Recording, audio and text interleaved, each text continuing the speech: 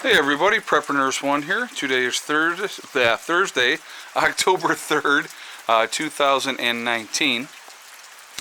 It is obviously, as you can see, raining once again here today at the homestead. Just a very wet, rainy day, so not a big fan. I don't mind the rain, though. I like a good thunderstorm, even though we're not having any thunder or lightning with this one. It's just been a steady rain. Stopped a little bit overnight, and then it started up again, and it's been raining all day long. So Eddie, I took him in, and he's going to spend the weekend with his mom, and I went and visited with Heather today. So we're going to talk about the topic of this video, okay? When did it become illegal to be free? Okay, so what do I mean by that? What do I mean by it's illegal to be free? So we want to look at things in a perspective that every time you turn around, if you are looking to be independent in any way, shape, or form, if you are looking to be as free as you possibly can be, they continue to put more and more restrictions on people looking to do that. So why is that? Obviously, it's a control thing, guys. Look at the whole tiny house movement, okay? So a lot of people started to downsize into tiny homes.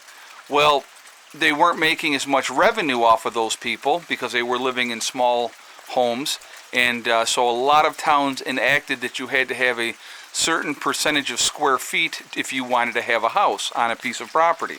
Okay, so there was your first step towards that restrictiveness of people, because why? Again, if they can't tax you, if you don't have that 1,900 square foot house, and then they've jacked your taxes up because of that.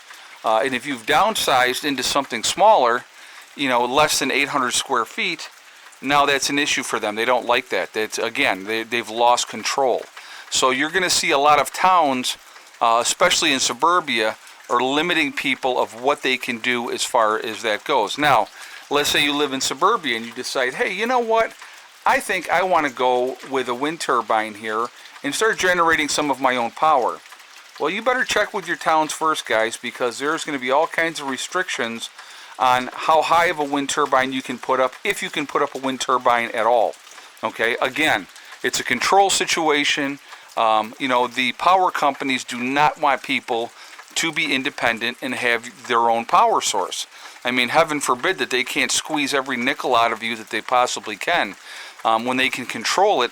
So you look at, okay, so here's another thing, okay? So a lot of people think, well, listen, I'm going to get that solar system, and I'm going to get that thing, and it's going to be awesome.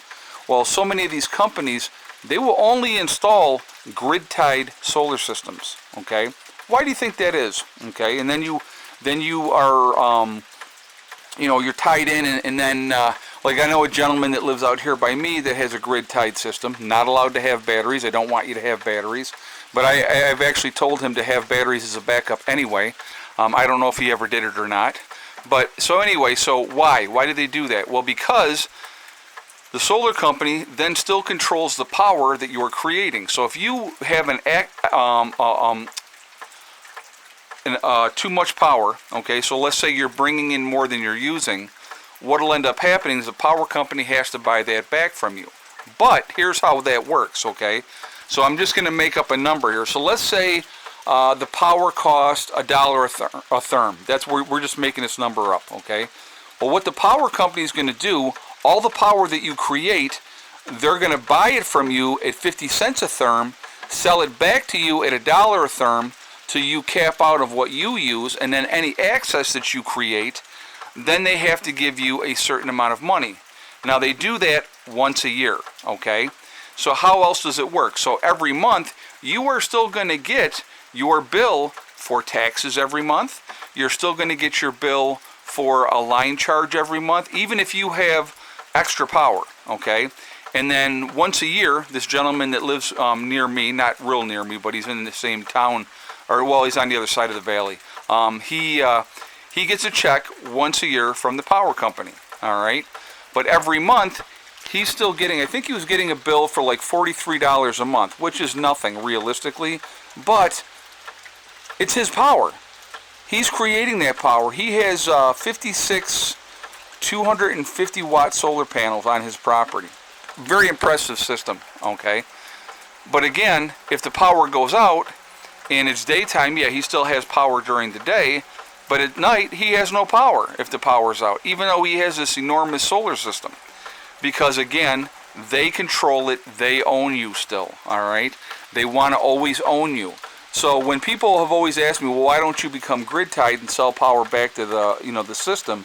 I will never, ever, ever be grid tied because they do not own me. They do not control me. I have my own system and I have my own power. That's independence, okay?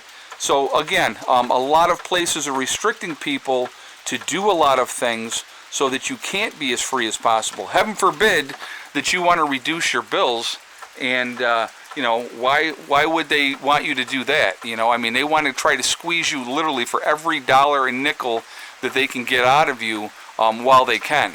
And so that's something to think about, guys. I really want you to think about that because it's like every time you turn around, they're enacting more and more laws to restrict people from, being as free. I mean, in some places you cannot collect rainwater. How ridiculous is that, okay? I mean, that is absolutely, to me, that is absolutely insane that you are not allowed to collect rainwater. So, but again, this is another form of control. This has continued to happen, will continue to happen, as long as they, as long as we sit back and continue to take it, okay? Like I said, the further out from the cities you are, and you get into smaller towns, you have a lot more opportunities to be able to have a lot more freedoms. But now what's your commute like? How far are you having to drive to get to where you want to go and do what you want to do? So those are things to think about as well, because that happens all the time. I mean, it's like, are you willing to make that long drive into work every day? So you trade one thing for another. Again, I'm very lucky where I am. I have a lot more freedoms than a lot of people do. So, I mean, I've been very, very fortunate in that aspect. But again, I picked my property very strategically, looked where I wanted to be, basically took a raw piece of land other than this, the shop that I'm standing under the awning right now so I'm not getting soaked. That's basically what was on here and a couple of campers when we first started, and that wasn't one of them. So, it just, it's been a work in progress. We've worked on things. We've made our property better. And guess what?